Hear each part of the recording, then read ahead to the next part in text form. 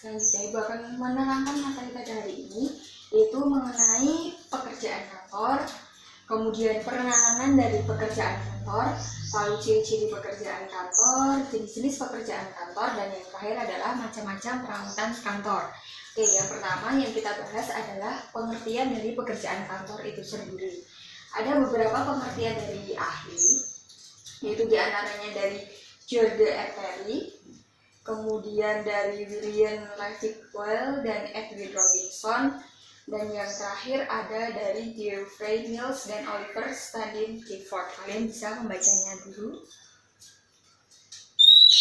Oke, dari beberapa pengertian ahli ini dapat disimpulkan bahwa pekerjaan kantor itu merupakan pekerjaan yang menunjang tugas utama atau pokoknya yang berkaitan dengan pekerjaan di bidang tulis-menulis, catat-mencatat, yang berhubungan dengan pekerjaan kertas maupun pelayanannya. Nah, selanjutnya, Ibu akan menjelaskan mengenai peranan pekerjaan kantor itu sendiri. Di sini ada 3 peranan pekerjaan kantor. Yang pertama adalah melayani pelaksanaan pekerjaan operasional guna membantu melaksanakan pekerjaan induk untuk mencapai tujuan dari organisasi itu sendiri. Kemudian yang kedua adalah menyediakan keterangan bagi pimpinan organisasi untuk menetapkan keputusan atau melakukan tindakan yang tepat. Dan yang terakhir itu membantu melancarkan kehidupan dan perkembangan organisasi sebagai suatu keseluruhan. Nah, dari pengertian sampai dengan peranan pekerjaan kantor, apakah ada yang ditanyakan? Tidak ada? Baik, Ibu lanjutkan ke materi selanjutnya, yaitu ciri-ciri pekerjaan kantor. Ada 3 ciri-ciri.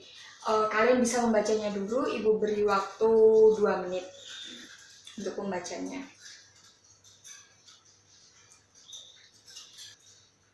Oke. Cukup ya. Sekarang Ibu mau bertanya kepada Raisa. Coba jelaskan ciri pekerjaan kantor yang pertama, yaitu yang bersifat pelayanan. Coba dijelaskan. Ya, benar sekali. Kemudian kepada Budi bisa menjelaskan yang kedua, dan sekalian untuk Rini menjelaskan yang ketiga. Ya, benar sekali. Oke, ada pertanyaan selanjutnya ya, yaitu mengenai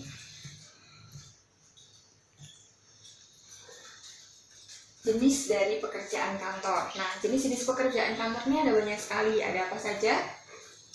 Mengumpulkan, kemudian mencatat, lalu mengolah data, baik itu data angka maupun data apapun, kualitatif, kuantitatif, seperti itu. Lalu ada menduplikat itu dalam arti menggandakan suatu dokumen, itu bisa menggunakan mesin fotokopi atau scanner.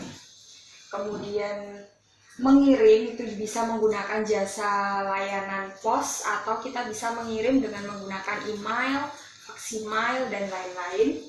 Kemudian ada menyimpan atau arsiparis.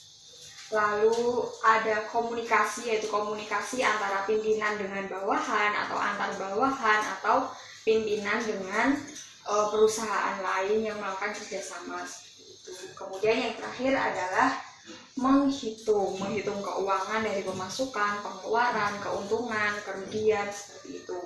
Oke, Ibu lanjutkan ke peralatan kantor. Nah, setelah kita mengetahui jenis-jenis dari pekerjaan kantor itu sendiri, kita harus mengetahui pula apa saja peralatan kantor agar tugas kita atau pekerjaan kantor kita itu bisa terlaksana dengan baik.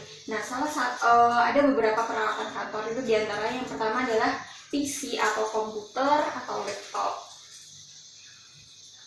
Kemudian ada pula printer, yaitu untuk mencetak data yang dikirim oleh komputer. cetak gambar, cetak tulisan, cetak surat atau apapun itu. Dan ini kemudian scanner ini yang digunakan untuk duplikat men-scan surat atau apapun. Lalu ada lagi mesin fotokopi. Nah, mesin fotokopi yang modern itu bisa digunakan untuk memfotokopi dan juga untuk men-scan. Kemudian ada mesin laminating, itu untuk melaminating yang biasanya tugas kalian itu di laminating. Terus kemudian ada mesin tik, tapi sekarang udah jarang digunakan karena digantikan oleh komputer maupun laptop. Dan yang terakhir itu ada wifi, yaitu untuk menunjang kegiatan kita melakukan pengiriman dengan menggunakan email atau faksimil, ini menggunakan jaringan wifi. Nah, selanjutnya Ibu akan memberikan tugas untuk menambah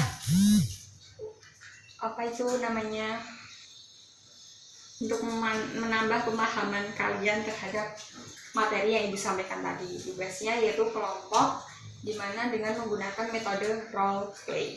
Sampai sini ada yang ditanyakan? Jika tidak, langsung saja dikerjakan untuk tugasnya.